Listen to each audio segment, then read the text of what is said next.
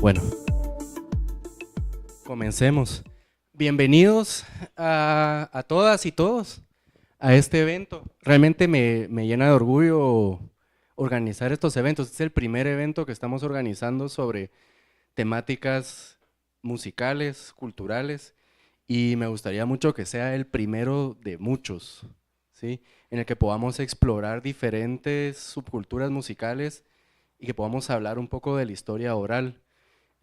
Como les he hablado independientemente a la mar aquí y a otras personas que están acá, mi interés por organizar estos eventos es justamente para ir registrando la historia oral pues, de algo que que queremos mucho aquí. Yo creo que hay muchas personas que tienen ese amor por la música, y la idea justamente es que podamos ir dejando ese registro de la historia, ¿no? De la historia oral. Sabemos que en Guatemala la industria musical es muy pobre, y justamente como no hay tanto, como no está esa, digamos, esa infraestructura, pues nos quedamos un poco cortos a veces para conocer la historia, para conocer lo que se ha hecho, y este es un esfuerzo por hacerlo, ¿verdad? Sin patrocinio, sin nada por el camino, ¿verdad? Esto es más el interés de poder conocer la historia como tal. Entonces, sin mayor preámbulo, les digo bienvenidos. El evento de hoy, pues vamos a conversar con tres personas que representan de cierta forma las diferentes etapas de la historia musical en Guatemala, comenzando por el más veterano, digamos, Luis Mijangos, lo vamos a decir así por el momento. Bienvenidos a todos, gracias por asistir a este llamado de Diego, que hace como, ¿cuánto fue? Un mes y medio, 2 meses, ¿verdad? Que me hablaste y yo, entusiasmado de una vez, yo creo que Diego me dice, pensarlo, ¿no? Le dije, de una vez, entrémosle. Son temas que le apasionan a uno y más poder transmitirlo a otras generaciones. Estamos a la orden. Gracias, Luis. Entonces, como les decía, pues vamos a comenzar con una ronda, pero primero les hago una breve presentación.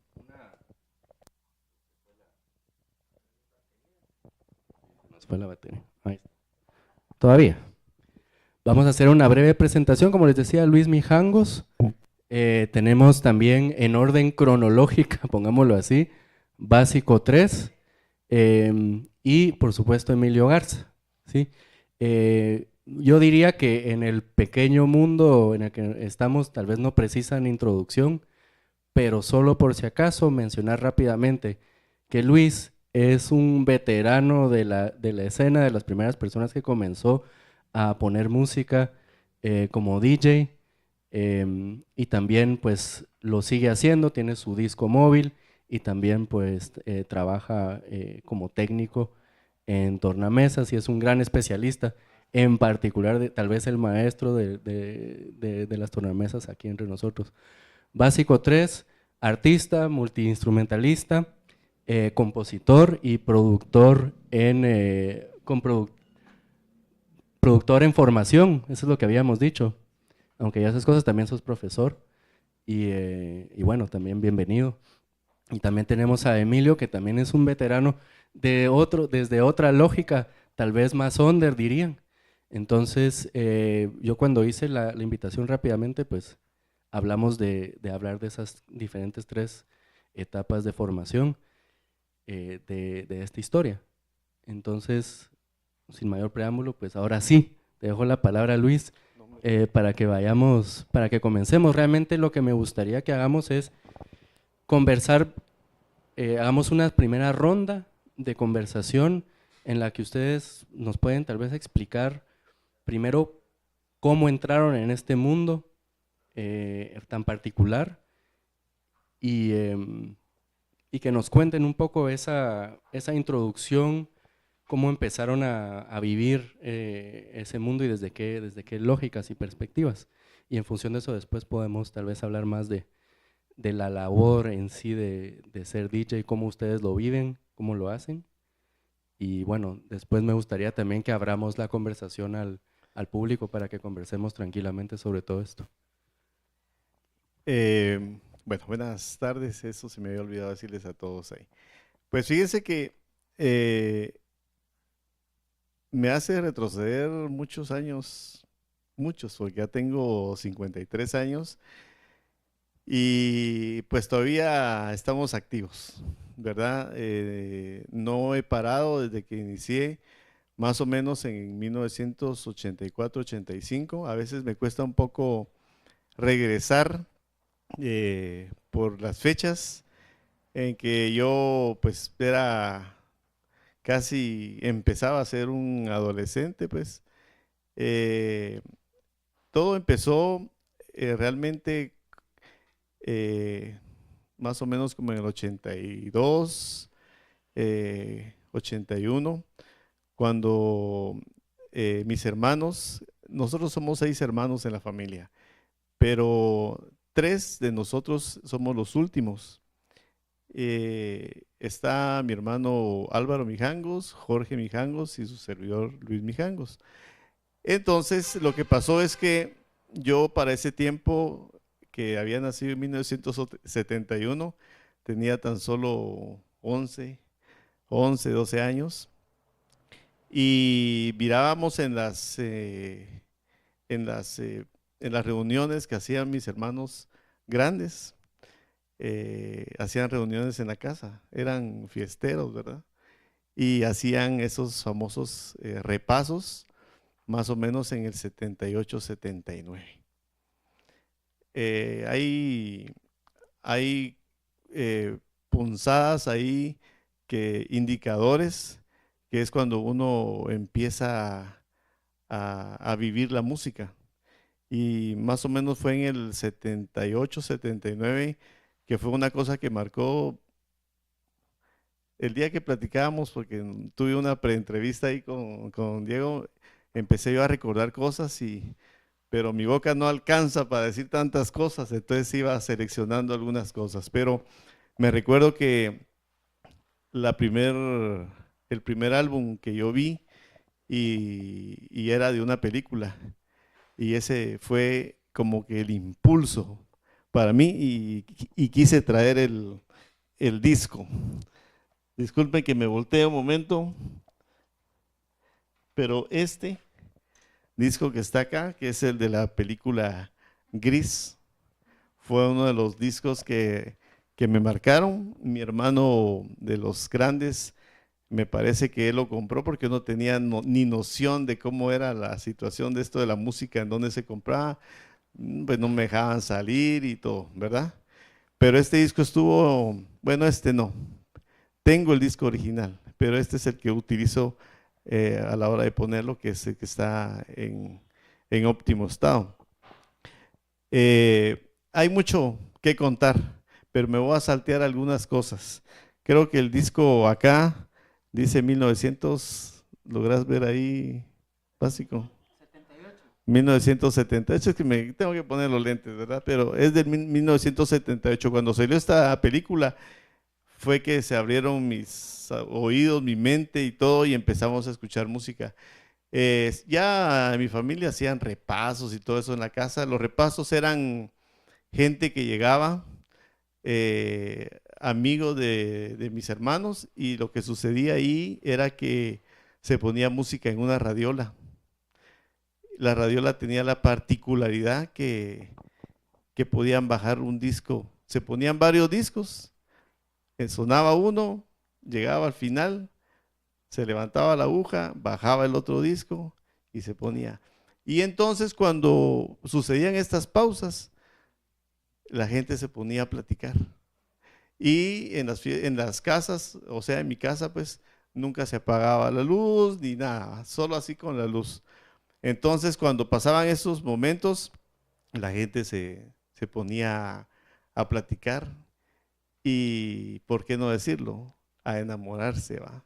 A decirse cosas, a cambiar números de teléfono, si es que tenían teléfono, ¿verdad? Si no, en dónde estudiaban, su nombre, qué es lo que hacían. Entonces, yo la verdad es que yo me daba cuenta de eso porque yo me recuerdo que yo miraba a los amigos de mi hermana así, porque yo estaba pequeño, ¿verdad?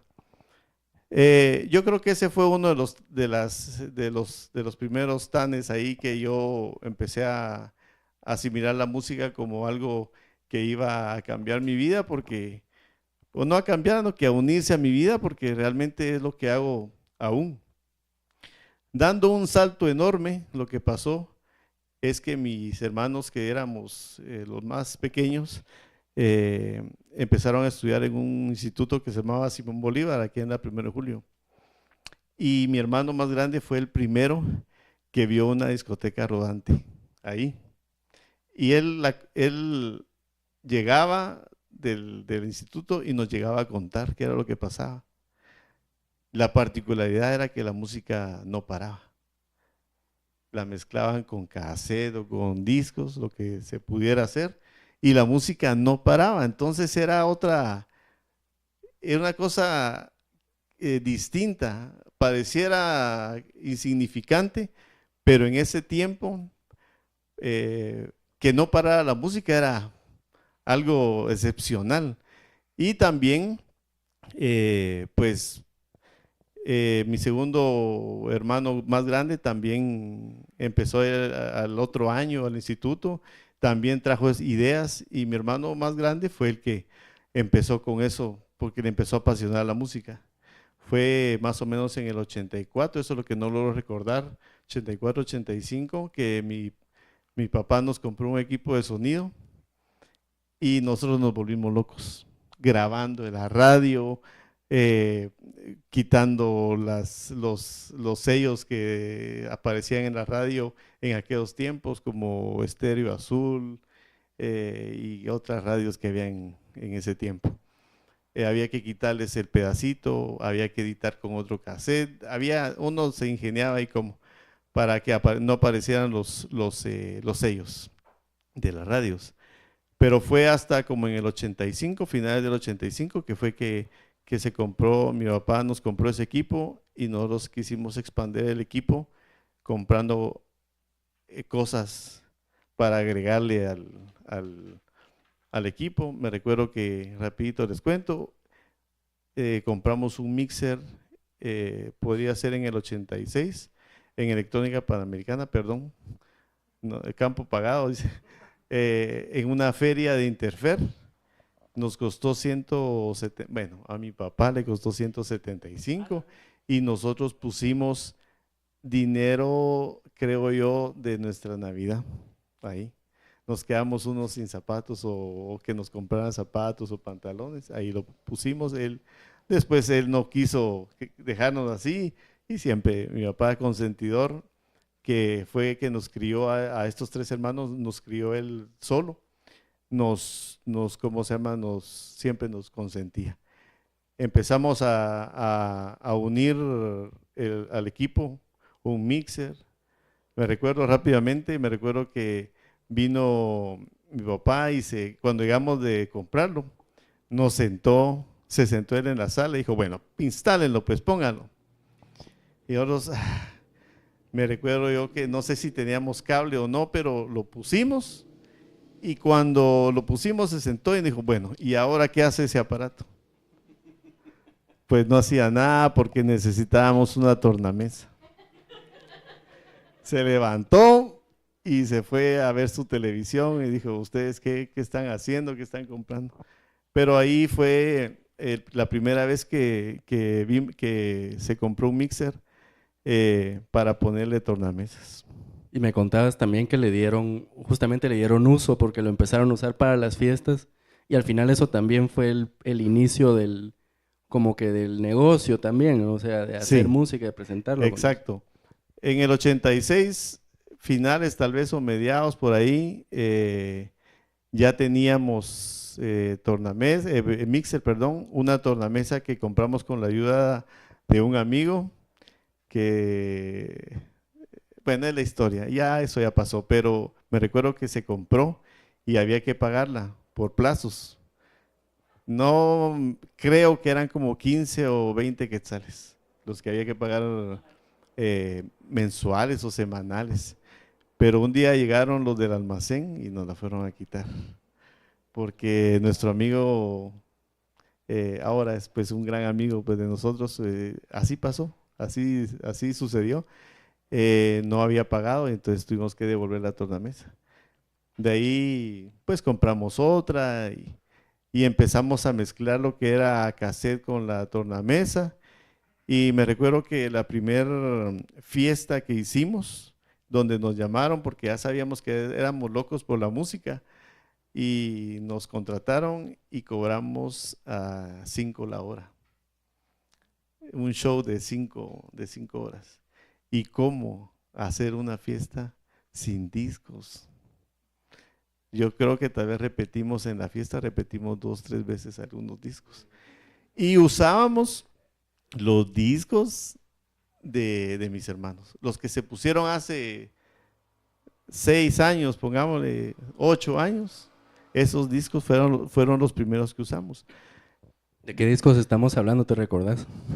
Fíjate que ahorita que me dijiste, yo tengo un disco de esos, pero se me olvidó traerlo. Pero había un disco como de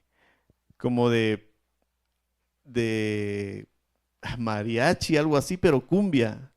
Y cuando los señores pedían música como tropical, eso les poníamos. Y los señores, tranquilos, lo bailaban. Pero ya empezaba, como otros oíamos radio en ese tiempo, ya tal vez doble S, que fue una de las radios que para mí marcó también algo importante en mi vida. Ya he escuchado música en inglés y me recuerdo que nosotros empezamos a comprar discos. Los discos costaban los 45, costaban los que no eran éxitos en el momento, sino que tenían 2, 3 años de estar ahí y los daban un poco cómodos, costaban unos 50, 1.25, 1.50.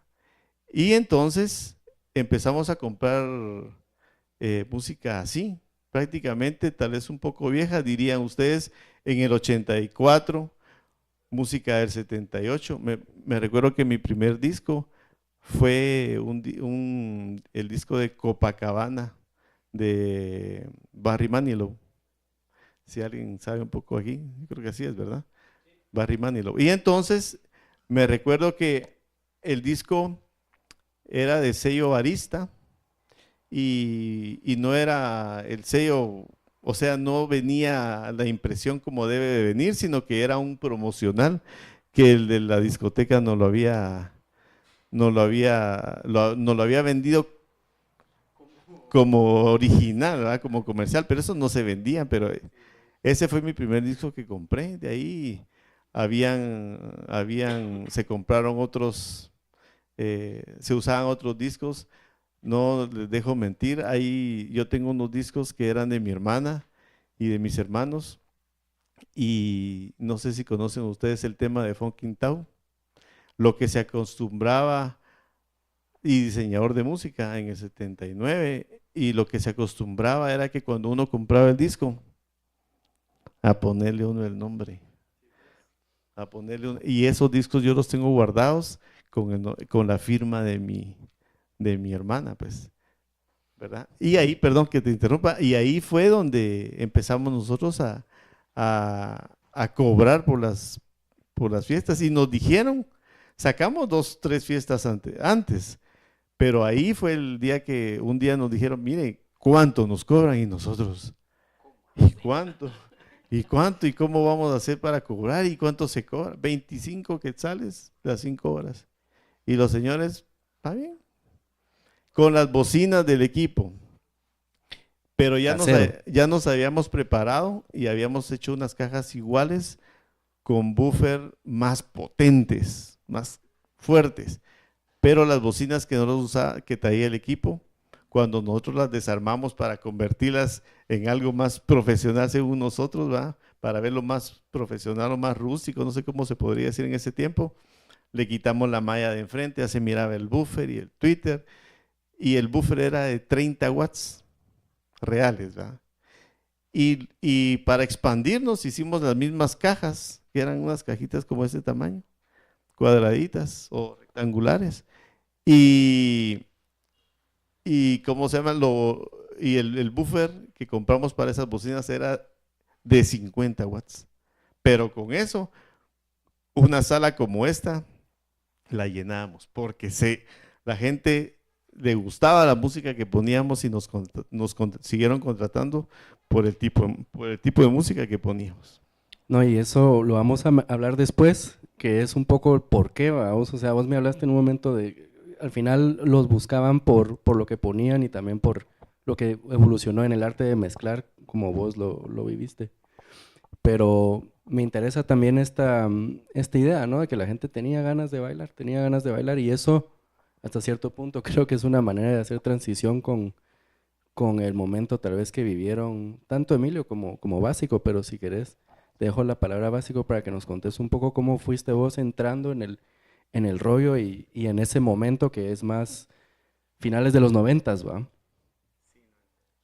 Contanos. Hola, gusto de verlos. Siempre tengo que estar atrás de una mesa con tornamesas, ¿verdad? Porque si no, no tiene chiste. Mucho gusto, Pancho García, Básico 3. Yo, en realidad, mucho tiempo, yo no me consideré DJ. Y aquí hay una prueba, él la trajo. La fiesta se llama No Soy DJ y no sé si ya vino Fidel. No, Fidel. Aquí están todos los que íbamos a tocar. Y dice DJ B, y después todos dicen no soy DJ Básico 3, no soy DJ Iluminario, que era Francis Dávila, no soy DJ Genes, no soy DJ Frederick, y Pixies, que sé si no me acuerdo quién es vos. Yo en realidad soy músico. Hasta la fecha lucho con la idea de ser DJ y luego lucho con la idea de la cumbia y luego lucho con la idea del hip hop, ¿verdad? Porque mucho tiempo yo llegaba a un lugar y me pedían rolas de hip hop, mucho tiempo yo entro a un lugar y me piden rolas de cumbia por los eventos que he hecho. Yo llegué a ser DJ por huevón, esa es la verdad. Yo hacía la música en mi casa con el 01W Korg, que todavía está ahí, que me lo dio, que se lo compré a mi maestro, uno de mis mentores, Fernando Shell, pero pesaba mucho esa babosada. Y además era bien caro. Entonces a mí me daba cosita andar con mi sintetizador ahí, era todo era todo mi capital, ¿va? O sea, ahí trabajaba yo, ahí estudiaba, porque ahí estudiaba yo piano mientras estudiaba música académica. Ahí hacía mis arreglitos, ahí hacía mi musiquita. Y me acuerdo que la primera vez que toqué fue el 28 de febrero del 98. Toqué mi música con mi sintetizador. Vomité. Vomité ese día de la emoción. Yo venía, esa historia la conté hace un ratito, yo venía directo de mi dormitorio al escenario. O sea, yo no había tocado nunca enfrente de nadie, no me gustaba tocar piano enfrente de la gente, y yo no quería tocar en orquesta, yo estaba en el conservatorio porque no había otra cosa. Empecé a hacer música, se acercó el hermano de Fidel, yo era muy amigo del hermano de Fidel, se llama Filiberto. Él ya no es muy mi amigo, pero, pero bueno. Estudiábamos más o menos juntos en el conservatorio. Me dice, mira, venite a una de las fiestas que organiza mi hermano, Fidel, y Julio Hernández. Hacían una fiesta que se llamaba La Fosa Común. Ya sabrán ustedes por qué, la historia ya es un poco fuerte, ¿verdad? Se acababa de firmar la paz en el 96, ¿verdad? Me imagino que de ahí venía gente muy con ganas de hacer chivas, ¿va? Llegué a la fiesta, entré, había un tipo tocando guitarra sobre música que saber qué era. Y yo dije, yo puedo hacerlo mejor. ¿Quién organiza esta fiesta? Fui con el organizador, que no sé si hablé con Fidel o Julio, y yo le dije, mira, yo puedo hacer esto también, déjame tocar. Se está yendo. Déjame tocar. Me dijeron, está bueno, solo te vamos a ir a evaluar a tu casa. Entonces llegaron a mi casa, yo les puse la música, que es, ahí traigo algunas muestras, y al parecer estaba buena, ¿va? En la siguiente fiesta llegué a tocar y fue, o sea, me cambió la vida. Tocar frente a gente, compartir mi música frente a gente, no sé cuánta gente había, pienso que unas 200, tal vez 100, 200, ahí en la barraca de Don Pepe, no sé si fuiste. No sé ni cómo se llamaba esa fiesta. Fue La barraca de Don Pepe, que era un restaurante. Era un restaurante, ahora es un garage, ahora es un parqueo ahí en la zona 4. Joserra en ese evento, todavía no, él solo había puesto el lugar. Y en ese día él dijo, yo también quiero ser DJ y quiero hacer fiestas. Ese día fue lindo el evento y para mí una experiencia religiosa, dijo ahí no sé qué cantante. Me cambió la vida y dije, yo quiero seguir haciendo esto. En la siguiente fiesta yo ya era organizador porque no recuerdo quién de los dos, si Fidel o Julio se fue de Guatemala. Y yo entré en vez del otro porque yo era un apasionado desde ya de todo esto. Pero sí empecé a decir, yo no puedo andar con mi equipo para arriba y para abajo. Entonces, Fernando Shell me dice, mira, yo tengo una quemadora, venite a la casa, grabás esa babosada y no andes con tu teclado vos porque te lo van a robar, ¿va? Entonces, llegué a su casa, agarré, así como vine a conectar esto, va a hacer los dos cablecitos, ¡puc! Grabé mis rolas. Si quieren les puedo poner un pedacito. Era lo que estaban oyendo al principio, pero...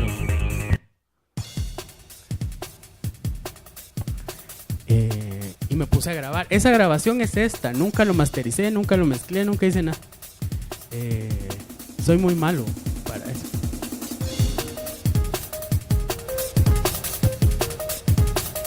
Ahora está sonando solo un cañón. Pero bueno. El fan de Big Beat que tenés ahí. ¿Ah? Es tu fanatismo Big Beat. Sí, sí. Y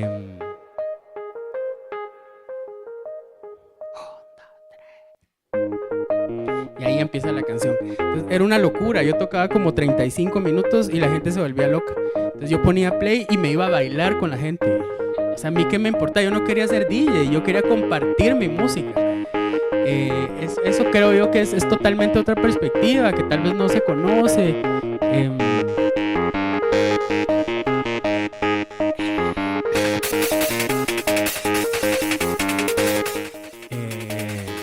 Me encanta hacer esto. Luego descubrí que podía poner una canción de Básico 3, o sea, mía, y luego una canción de Daft Punk. Y pegaba más, a la gente le gustaba más. Entonces ya como ley mía en mi cerebro ponía una mía y una de Chemical Brothers, una mía y una de Daft Punk, una mía y una... Entonces ya le agarré la onda, le agarré el gustito. Y la gente no tenía que saber que la música es mía. De hecho, hasta la fecha toco música mía en mis eventos y no mucha gente sabe que son míos o remixes míos, etcétera. Entonces, de ahí pues me dediqué a organizar fiestas y creo que lo vamos a hablar después, pero así fue mi acercamiento. En mi primer toque ya sin mi equipo, toqué con un Discman. De un lado, un mixer, que esto es una belleza, ¿va? Un mixer horrible, ¿va? Que se le trababan las cosas. Y del otro lado, una grabadora, porque no tenía dos Discman, ¿va? O sea, uno tenía un Discman, dos. Del otro lado, una grabadora de cassette. Entonces tiraba mis canciones en cassette o las de Chemical Brothers en cassette y las mías en CD porque las había grabado de Fernando. Y mi motor siempre ha sido compartir música, ¿verdad? No soy muy bueno hablando, entonces mi forma de hablar es con mi música, ¿verdad? Entonces de ahí vengo. Y ahí solo, porque es verdad que lo mencionaste rápidamente, lo de Fossa, pero también recordemos que si como estamos hablando de un poquito de la historia como tal, creo que sí es importante hablar un poco de la importancia de la fosa común como un espacio donde se conoció más las cosas, pero ahí justamente Emilio puede tal vez hablarnos más de esa experiencia, de lo que significó en ese momento. Buenas noches, gracias a todos por venir. Sí, es una historia, perdón, ahí está. Sí, tal vez es una historia algo parecida. Yo creo que solo para contar un poco de mis inicios, creo que la afición o el amor a la música viene de mi familia. Mi papá era una persona que le gustaba tener los mejores equipos, enseñarme, creo, eso la verdad que fue una parte que tal vez mi papá no me contó, pero me lo contó un tío. Mi papá se crió en Coatepeque y él oía más de padres mexicanos y él oía más emisoras eh, mexicanas de música en inglés. Y ustedes saben que en el interior a veces se oye mucha ranchera y una cosa así. Yo creo que mi papá tuvo mucho bullying porque estás oyendo eso que no se entiende o no se dice, ¿no?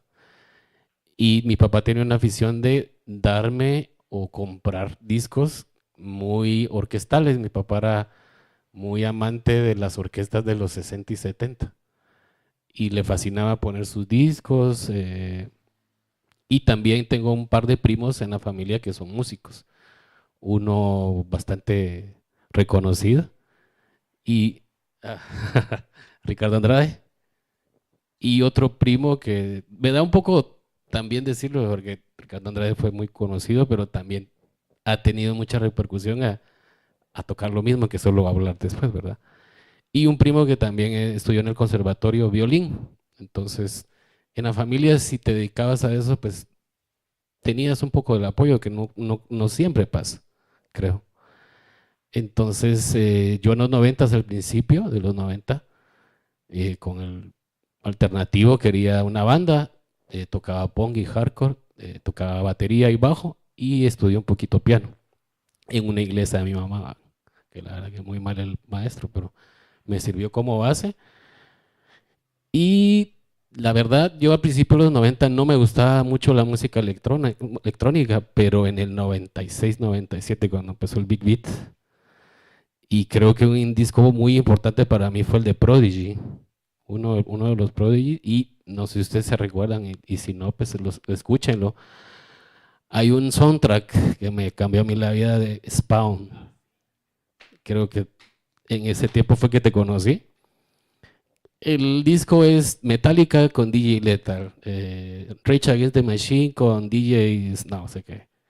Entonces esa fusión, yo que venía del rock porque a mí me gustaba, no me gustaba tanto la música electrónica porque yo quería hacer algo orgánico, quería tener una banda. Y yo miraba a los DJs así como, "No, hombre, estos cuates, como hablan mucha gente, estos solo tocan botoncitos y no hacen, no es arte, no tocan, ellos no deberían de ser, no pinchan", exacto. Y eso fue una cultura porque el Big Beat fue muy poderoso. Yo creo que el principio de la música electrónica salió más pegado del rock, ahora creo que está más pegado del pop ya se masificó, ¿no? Pero cuando yo fui a la fosa, y no es por ser barbero, básico sabe que yo pincheo mi colección de Beat es porque tuve a vos como maestro, yo me gozaba tu set y por vos escuché Química, Daft Punk, Underworld, incluso con básico tocaba más acid house y cosas así, pero fue después de la firma de la paz, nosotros buscábamos espacios que lamentablemente creo que todavía no hay. Pero fue un punto de partida para mí para empezar yo quería producir, pero la verdad que hice un par de cosas en Fruity Loops, Orión, que después no me gustaron, pero yo fui raver de la Fosa Común. La Fosa Común fue importante por este espacio que buscábamos los jóvenes de poder reunirnos. Y eso no ha cambiado desde el 90 para acá. Ahora con mis colectivos de analógicos y este tipo de cosas, en Guatemala necesitamos espacios para escuchar otras cosas. para divertirnos, para escuchar lo que nos gusta, o incluso yo a veces en el colectivo Analógicos jalé de otros DJs que, bueno, no eran DJs, yo la verdad que el primer espacio recluté gente. El primero fue mi maestro Pablo Funk, que le mando un saludo. Con él íbamos a buscar, y eso fue también parte de mi, yo también como dice Pancho, yo me considero más coleccionista. Lo de DJ salió por la necesidad de expresar y de compartir nuestra música. Pero yo no, me recuerdo a principios de los 2000 cuando los discos los tiraban y nosotros íbamos a estas librerías de la zona 1 que lamentablemente ya no están, y encontrar joya, el rock siempre ha sido muy difícil, era muy difícil encontrar los Beatles o los dos porque eso era lo que mejor se vendía, pero yo conseguí discos de Miles Davis a 5 quetzales o de música clásica y encontrar tesoros, eso me fascinó, y me hice mucho de amigos que coleccionaban discos. Ya después, con la Colocha Jesús de la Cruz, que es el productor de Analógicos, que me presentó una amiga, él tenía un espacio que también es de Miguel Menchún, saludo, que ya no está en Guatemala tampoco, y él tenía un espacio de postproducción de cine. Pero yo creo que ya me estoy yendo de parte del tema, pero ese fue el principio de lo que, de mis inicios en lo de la mezcla. Y bueno, y para terminarlo, la reclutada, como yo hice los primeros analógicos, lo que quería era escuchar otras colecciones, porque yo en este tiempo lo que me gustaba coleccionar era el rock progresivo, Pink Floyd, King Crimson y este tipo de cosas. Pablo Funk era más de jazz fusión, Franz Zappa y cosas así. Incluso ahí está Business.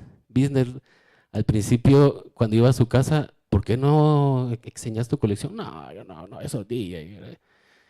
Y me costó convencerlo. Y ahora no para. Ahora ya es un DJ también conocido. Pero eso fue parte de cómo empecé, al menos en analógicos. De ahí se hicieron otras ramificaciones con Andrés. Él empezó a dirigir Onda Siniestra. Bueno, antes fue No Billy No Party, y allí en este género estábamos mezclando post-punk, new wave, porque era una fase que yo me perdí. Yo los 80 no me los comí tanto, y Andrés tiene una colección, es uno de mis selectores favoritos, porque eso es lo que nos gusta, que alguien te enseñe algo nuevo y que te engases, ¿verdad? Y que lo digas y lo digas y lo digas y que tengas una fuente.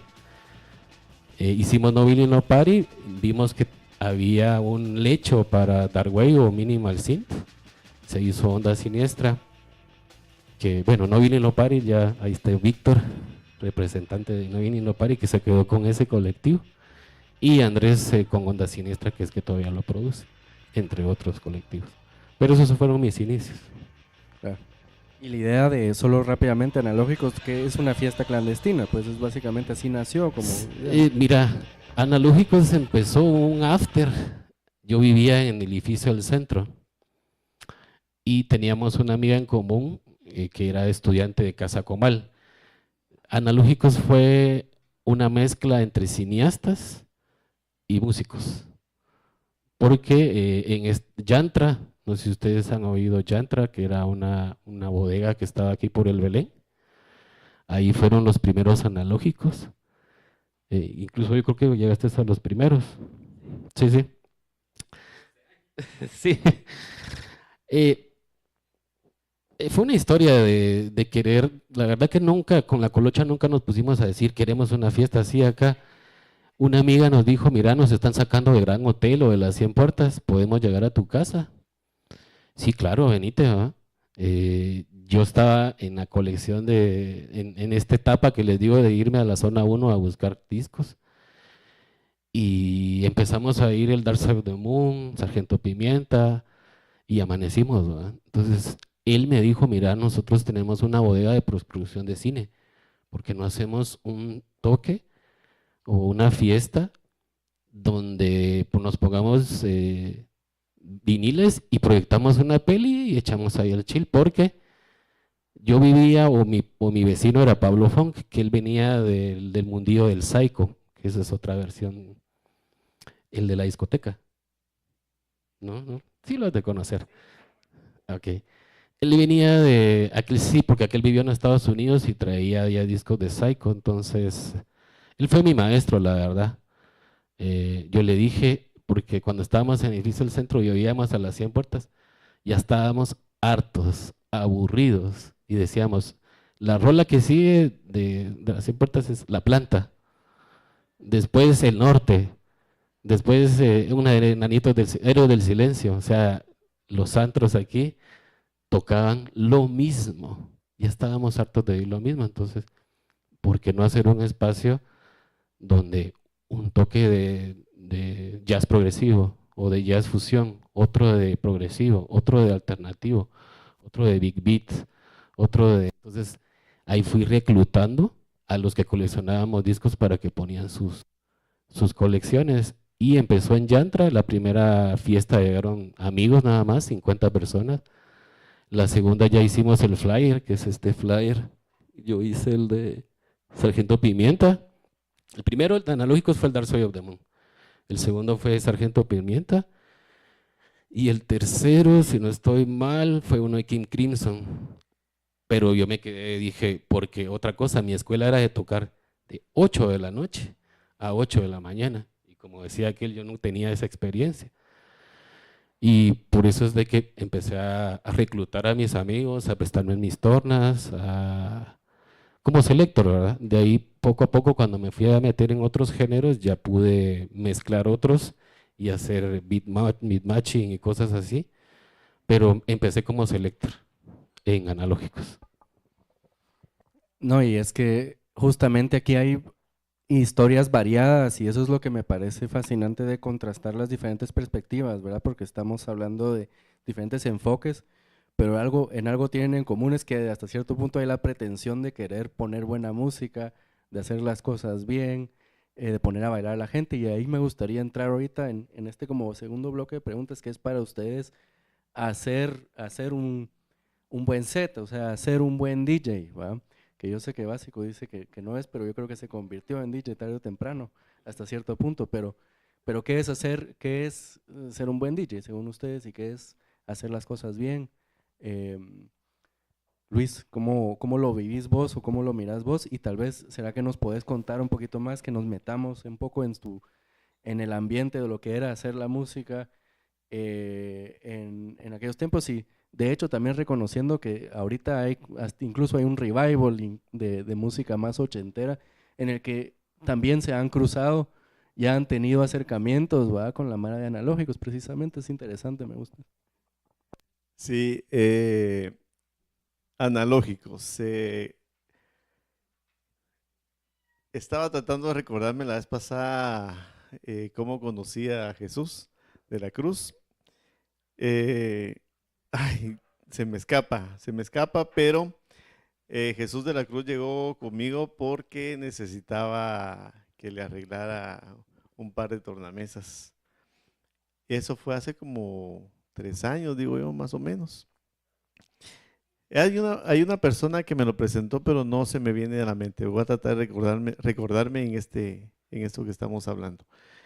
Pero aquel se presentó conmigo y la verdad es que Jesús tiene un espíritu, un alma, no sé cómo lo puedo decir, pero tiene una onda ahí que le cae bien a cualquier persona. Eh, y yo era ese cualquiera en ese momento. Entonces llegó y me dijo, fíjate que tengo este problema. Ahí lo conocí y, y dije yo, ahí fue donde me di cuenta que sí hay líneas del tiempo, porque aquel venía haciendo fiestas y actividades de este tipo y yo no lo sabía. Yo pensé que yo me conocía a todos, ¿verdad? Pero no. Y entonces cuando yo empecé a ver lo que él hacía, que él me enseñaba o a meterme a sus redes sociales o él que me mandaba algo, qué sé yo. Y yo, es fabuloso esto de la música porque yo no esperaba. Pasó como en los, sí, como los 95, 90 y algo por ahí, que ya se empezaban a escuchar estos ritmos que aquellos me están contando, no soy en la noche, ¿va? Y, pero no era lo que yo estaba acostumbrado. De hecho, a mí me gusta los sonidos, el ritmo. Sí me cuesta comprenderlo un poco porque no fue mi raíz. Vos venías más del, ¿crees que el estilo o la razón o el ímpetu que tuviste para hacer lo que hacías venía más de también de esa necesidad de libertad o ese, un poco como lo que aquellos comentaban, pero no sé si es lo mismo exactamente, vos, o sea, ¿de dónde vino? Sí, lo que pasa es que nosotros, o sea, me refiero a nuestro tiempo, viene acompañado de muchas letras, ¿verdad? De letras como sentimentales, como de cualquier tipo, ¿verdad? Sentimientos de las personas que han grabado las canciones. Y nosotros lo que hacemos realmente es interactuar una canción con la otra, con sonidos parecidos, ¿verdad? Tratando la manera, como se los comentaba, de que la música no pare, ¿verdad? Y entonces, sin ser nosotros músicos, nos empezamos a dar cuenta que, o sea, en mi caso, pues yo me empecé a dar cuenta que habían compases, que habían estrofas, que habían coros, que habían... Entonces nosotros empezamos a definir la música en nuestra forma o nuestro estilo, ¿ah? Porque yo no sé cómo se manifiesta, no sé cómo se ordena. Bueno, ahora ya sé porque ahora con tanta información en internet ya uno va aprendiendo algo, ¿verdad?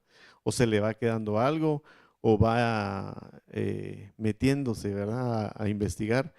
Entonces lo que sucede es de que ahora nos damos cuenta que tiene un orden.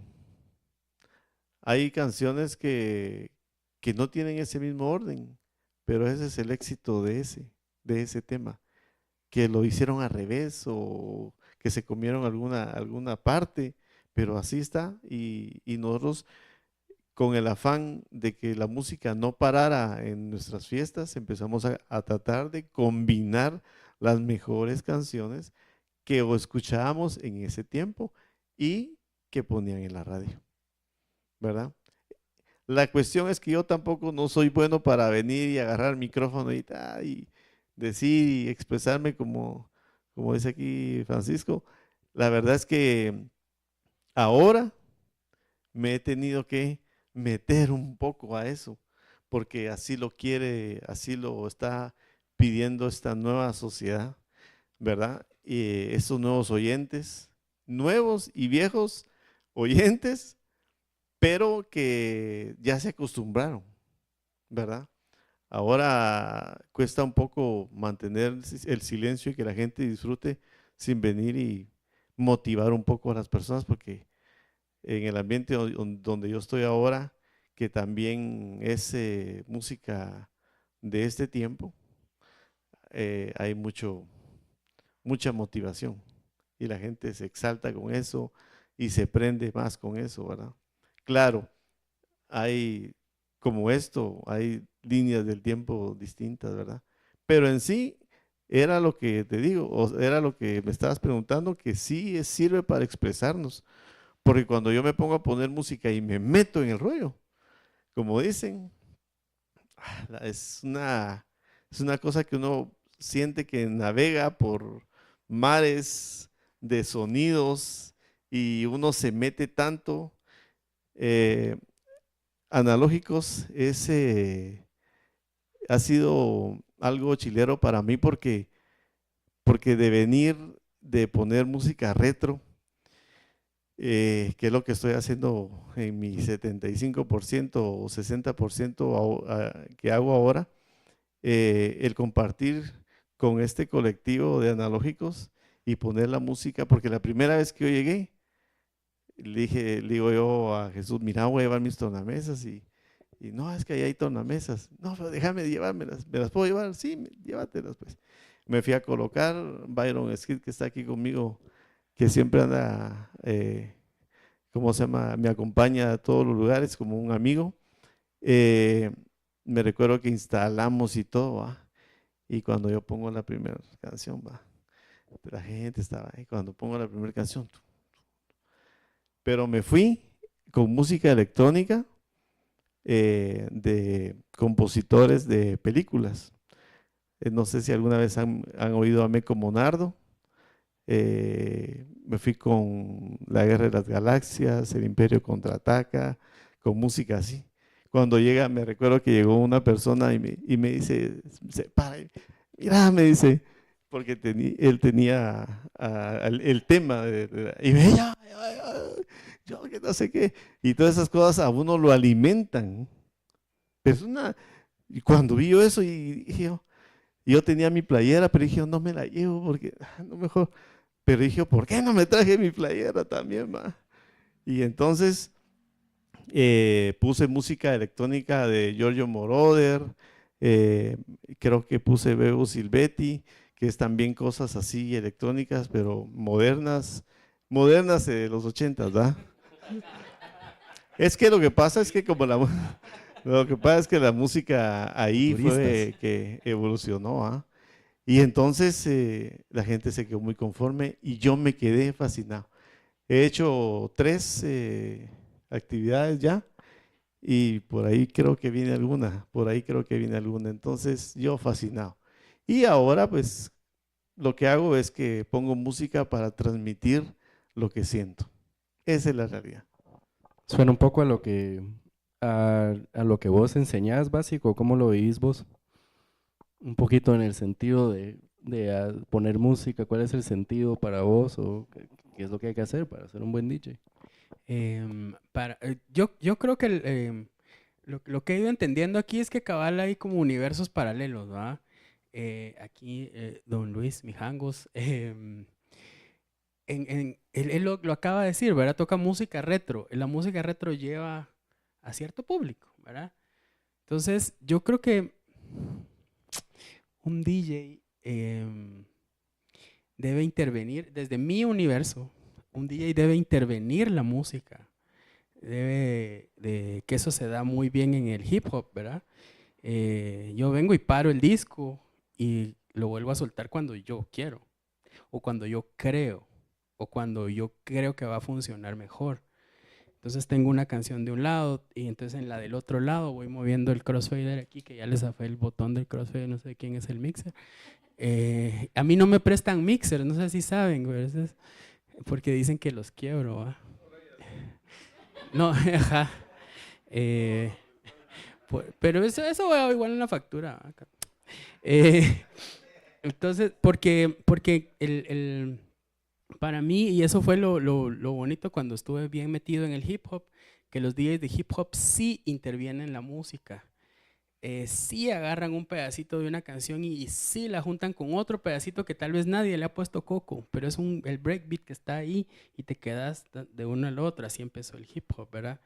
En mi caso, por aquí anda una persona que estudia ahí en un curso en el que estoy dando, que sepa o sea, yo les digo, intervengan las rolas. Incluso ahora, ¿verdad? Que con la nueva tecnología, que tal vez eso vamos a hablar después, pero para mí un buen DJ es ese, el que agarra el pedacito de la canción que le conviene para decir yo soy esta persona, ya vine, ¿verdad? Yo analizo semanalmente, no sé cuántos DJ sets, no sé si todos los días lo hacen, ¿verdad? En YouTube, y cuando el DJ pone el primer play, ya sabes qué DJ es, ya sabes en qué ciudad está, porque es diferente oír a un DJ de Los Ángeles, a un DJ de Nueva York, a un DJ de Colombia.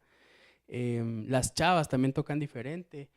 Entonces todos son buenos DJs, pero para mí le agregaría que intervenga en la música, que la separen, que la pregraben, que la remixen en mi caso, ¿verdad?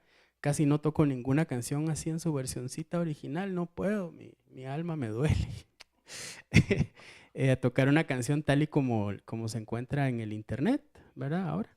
Entonces casi siempre pues toco versiones remixadas, ya sea por mí o por otros DJs. Y eso pues me hace contar una historia cada vez que toco. Y según yo, eso es ser buen DJ. Bueno, y contar una historia también, ¿cómo es que vos construís en tu mente esa idea? Porque, digamos, con Luis hablábamos de sentirlo. Hasta cierto punto hay un sentimiento, ¿no? Que vos estás compartiendo, pero obviamente también hay que tratar de leer al público, ¿va? Pero vos, ¿cómo construís tu universo? Desde mi universo, cabal, es una tarea más difícil porque pienso, bueno, no todas las tareas son en todos los universos, ¿verdad? Pero a mí, digamos, los primeros eventos que hago de cada camada de eventos que hago, me llueve riata, ¿va? Así la gente no entiende por qué estoy poniendo merengue ahorita, ¿verdad? Merengue a 160 BPM. No entienden por qué, ¿va? Y yo sí tengo un porqué, que después, en su momento, ¿verdad?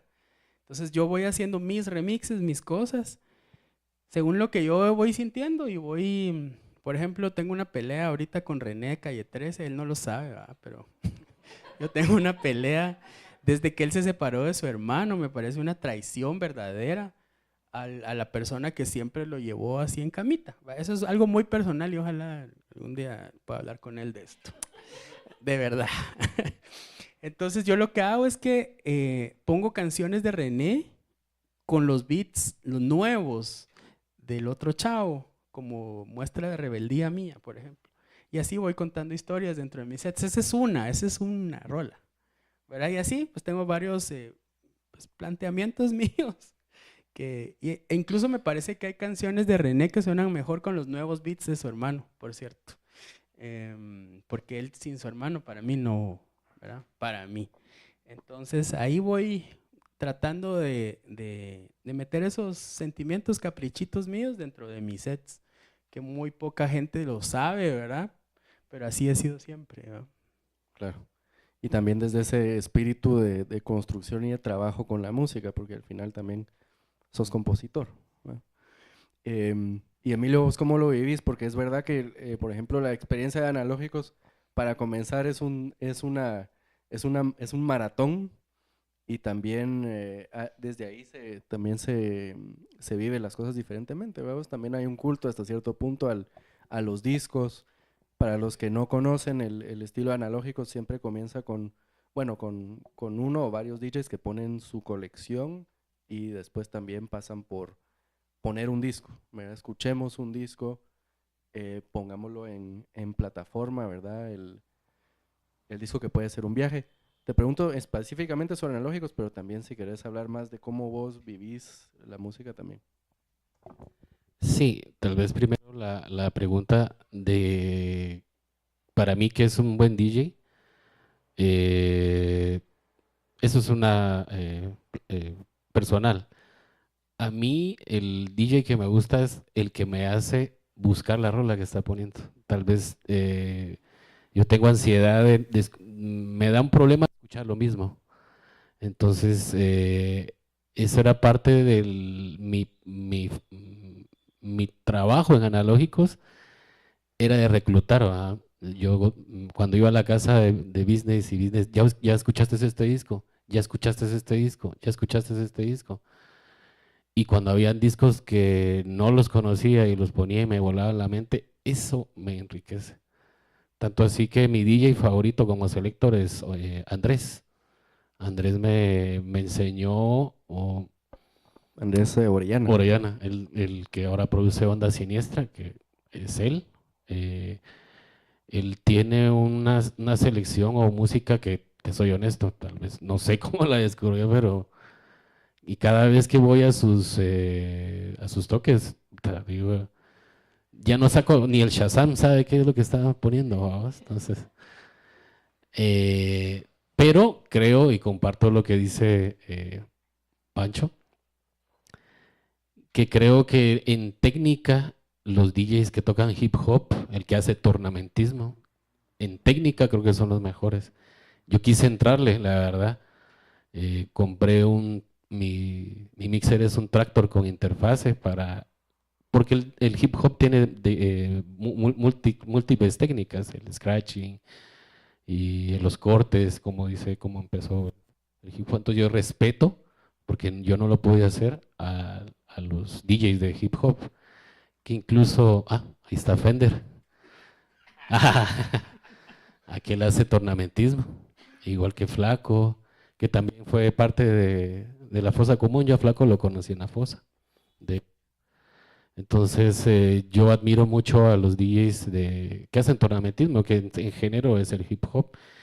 Y yo no sé si ustedes sepan, pero hay un guatemalteco que ganó el World Champion en el 2000, no sé si 2002, ajá, en Londres. Pero él nació en Guatemala, pero siempre ha vivido en Estados Unidos. Con el Flaco intentamos jalarlo y está abierto, pero la cosa es el tiempo y la logística. Pero sí hay un campeón mundial guatemalteco viviendo en los Estados Unidos, que ustedes lo pueden buscar en YouTube. Y la técnica de ese brother se lo pueden buscar. El nombre como es que es IFTW, ¿va? Ese. Para mí es uno de los mejores DJs de Guatemala, aunque no vivo acá, pero a lo que voy es que para la técnica creo que Arjona tampoco vive acá, viejo. en tornamentismo creo que ellos son los que van a la bandera del tecnicismo. Ahora hablando de analógicos. Sí, yo me aparté por un tiempo de analógicos de 2015, hice otras vertientes por lo mismo, porque al menos yo ya creo que ya no podía aportar más de mi colección y se integraron mucha gente, se integró Jonky, también Beto, que está allá, saludos, y mucha gente que empezó a llegar. Entonces el analógicos creció. Yo hice otros proyectos aparte, Onda Siniestra, No Vini No Pari, Vinilos Guatemala con en Mazorca, en Poporopo, fue otra como que buscar el intercambio, hacer un mercadito. Y bueno, el espacio de analógicos, al menos el MOOC, yo al principio de mis primeros toques con un listado, ¿va? De primero esta, después esta, después esta. Y de ahí cuando llegaba la Mara de After, yo miraba al Salva, que entraba con la gente de la Maga, de ahí miraba a Cuyo con la Mara del Soma. Entonces ya son después de las 12, ¿va? O a la 1, porque analógico se volvió un after. Y creo que fue el éxito un poco porque en Guatemala vivimos encerrados, ¿va? Y la chingadera de la policía y eso.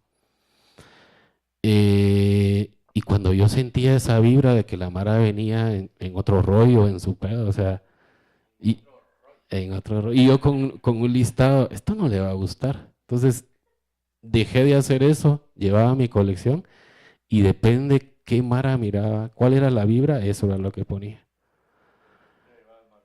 Sí, sí, llevaba 2 cajas y me empecé a hacer, hablando de la técnica, porque yo empecé como selector, a mí me gustaba el rock progresivo, pero hice mi colección de big beat y de música electrónica.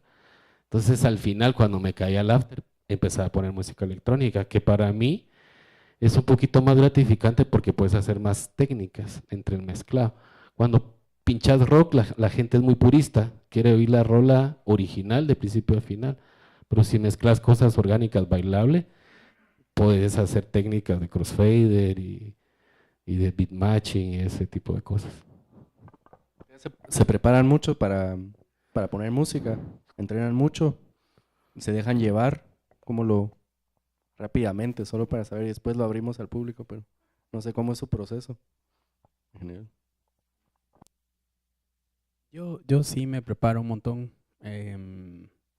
Tengo mini sets dentro de mis sets grandes y cada mini set, si voy a hacer una fiesta de 3 horas, que casi no las hago, pero estudio otra vez el orden de las rolas, tengo opciones A, opciones B de mini sets dentro de los sets grandes. Ahora si es un evento de básico 3 donde yo estoy convocando, también preparo, pero ahí soy mucho más picky, ¿verdad? Cada canción tiene un significado, pero sí lo ensayo a mi edad y después de tanto, todavía, digamos, yo practico unas 5 veces el set antes de tocarlo en público, de principio a fin.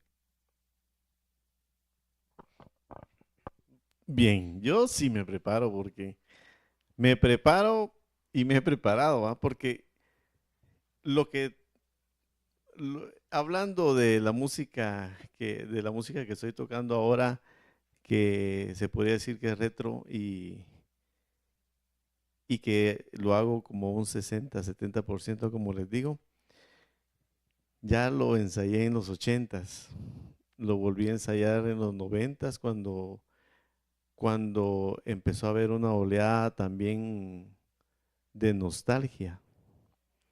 En los 80s se vivió en carne propia, ¿va? En los 90s se volvió, 90, 95, fue otra oleada, pero fue porque la música digital eh, se empezó, bueno, se empezó a digitalizar y entonces la nostalgia llamaba a la gente a la nostalgia, a tener los temas que no se conseguían en internet, había que sacarlos del puro vinil. Bastantes personas o muchas personas de mi tiempo eh, sacaron el vinil o sea, el audio del vinil hacia la computadora. Y así anduvo mucho tiempo, 10 años. Yo todavía tengo grabaciones de mis discos que ahora se pueden conseguir por otros medios, pero, pero eso era lo que había, no había otra cosa más. Sufrimos mucho con eso. Entonces, cuando fue esa, me refiero a sufrir porque había que ocupar mucho tiempo y tiempo real. O sea, ibas a grabar un disco 12 pulgadas que duraba 6 8 minutos, tenías que estar sentado ahí 8 7. Y luego, yo les platicaba esto de los 90s y todo eso porque en el 2002, más o menos, ahorita bajando libros, como dicen, me recuerdo que empecé a digitalizar mi música. Me refiero en la computadora. Porque antes, como en el 98, empecé a digitar mi música con una grabadora directa, le decían, de una marca. Había en ese momento, había una marca que se llamaba Tascam, que todavía existe y es de hace mucho tiempo, pero algo más moderno, había una marca que se llamaba HHB, que era un poco más cómoda y más tecnológica en ese momento. Entonces digitalicé todos mis discos en tiempo real. O sea, no paraba. Y además de eso, la grabadora pues podía copiar un disco, ¿verdad? Había que comprar otro CD player para poderlo pasar entero y ponerle un sistema que se llamaba auto-tracking para que cuando él detectara que había una pausa, lo pausaba y ahí otra vez activa. Bueno, la cosa es que sí nos aburrimos de todo eso, pero en ese tiempo la gente como que empezó a sacar todos estos discos viejitos que habían y entonces hubo esa oleada. Pero como venía mucho la oleada de las CD player para poder mezclar, que antes o el principio de eso fue con tornamesas de rack de 19 pulgadas, y ahí venían las dos bandejas y fue una prueba y fallo. Nosotros también lo pasé porque las tornamesas no funcionaban. En la casa funcionaban perfectamente, pero cuando uno las ponía en sonidos grandes, pum, pum, pum, la tornamesa se saltaba, se cambiaba de track, no funcionaba. Fue un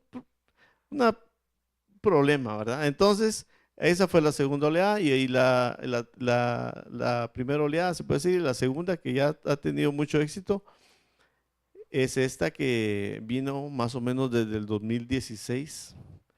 Yo la verdad es que nunca dejé, perdón, no me refiero a nunca, casi nunca dejé de usar tornamesas de vinil. Eh, Dejé de usar en el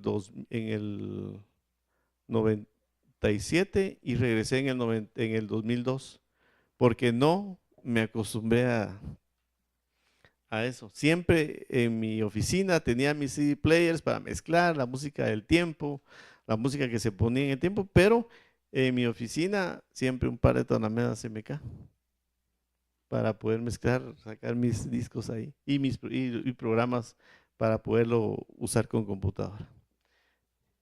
Y me alejé de la pregunta, perdón. Ahí estamos y pues no sé, también si quieren abrámoslo al público. Yo sé que también hay otras personas aquí, tal vez tienen preguntas específicas que quieren hacer o quieren comentar algo de todo este viaje, no sé si de nostalgia, porque no estamos, también estamos hablando del presente. Gracias a todo eso, pero no sé si tienen preguntas. Ahora sí. Buenas noches. Mi nombre es Walter Barreda y pues igual que Luis Mijangos, yo vengo de una generación en que cuando yo tenía 5 años, mis hermanos tenían 20, 25 y yo miraba que en la casa había fiesta y yo no sabía por qué, va, y qué, si ellos armaban el purrún. Entonces, yo desde que amanecía oía música, va. Ahora bien, mi consulta es la siguiente. En aquel tiempo me acuerdo yo que surgió un cassette que todos le temían, era el cucu, el cassette que era el cromo, el metal. ¿Por qué muchos le huían a este cassette? Gracias, gracias. Como miedo al cassette, ¿verdad? Sí, lo que sucedía es que nuestras caseteras en ese tiempo y en Guatemala, ya saben ustedes, costaba que llegara la tecnología. Un paréntesis antes de que se me olvide. La música en Guatemala en los 80s llegaba retrasada. O sea, el éxito era en Estados Unidos y en Guatemala pegaba a los 2, 3 años. Además de eso, sí. Además de eso, que la canción no estaba de moda un mes, 6 meses, estaba de moda 6 meses, 1 año, 2 años, 3 años, 4. Uno ponía después de 5 años la canción y seguía pegando. Eso era así. Entonces lo que pasaba con los cassettes era que nuestras caseteras acá, pues realmente bien analógicas y mecánicas, pues la mayoría venían para cintas normales. Las cintas normales tiene partículas de metal, pero con la nueva tecnología, venían saliendo los cassettes de cromo y luego salió otra tecnología que se llamaba ferrocromo.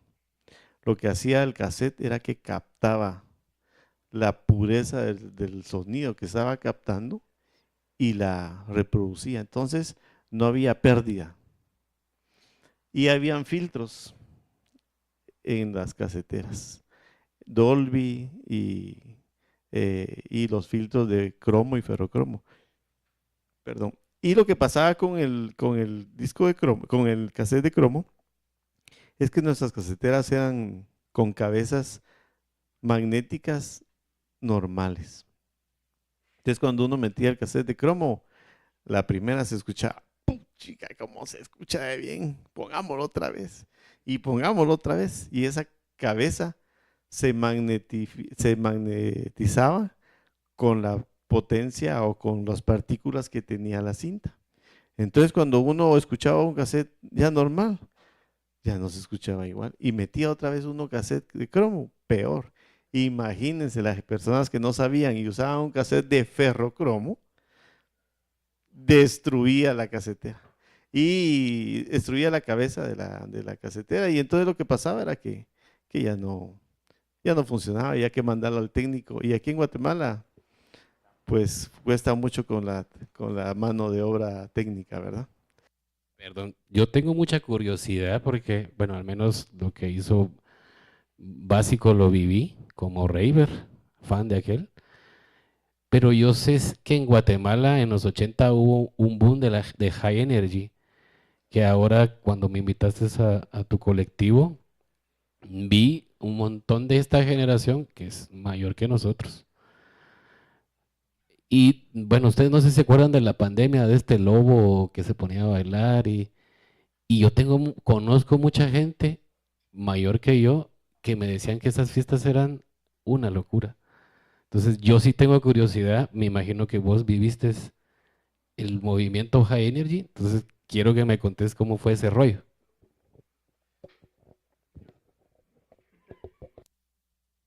Pues lo que pasaba es que más o menos en el 79, 80, estaba en su boom la música disco. Y la música pop también, pues, y el rock, ¿verdad? Todo estaba ahí. La cuestión fue que la música disco tuvo su evolución porque empezó a tener algunas, ¿cómo es que me decías vos? Combinaciones, ¿verdad?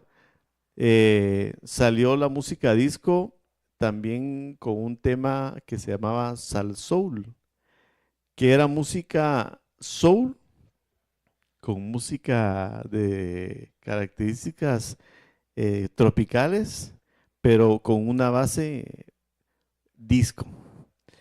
Entonces, en ese tiempo fue una locura porque la gente hacía música, bueno, igual que ahora, solo que antes era menos, ¿verdad? Porque ahora hay más población y más cosas, más acceso a todo.